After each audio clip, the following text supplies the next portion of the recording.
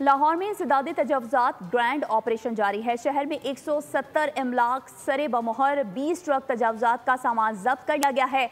वहदत road, Jubilee Town, Niazi Chowk से तजावुज़ात खत्म की गई हैं। मजीद तफसीलात जानेंगे जाफर बिनियार से। जाफर, आगाह कीजिएगा।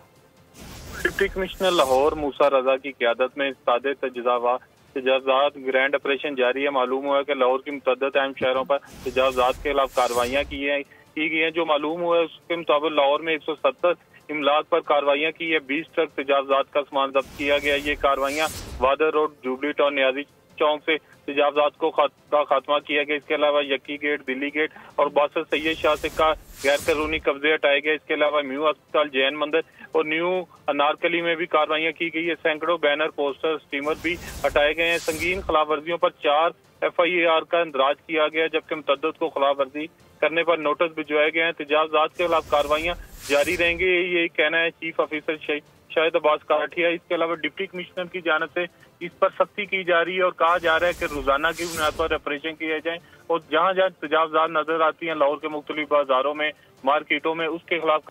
ठीक है जाफर, आपका बहुत शुक्रिया। सब्सक्राइब करें और बेल दबाएं ताकि कोई खबर रह न जाए।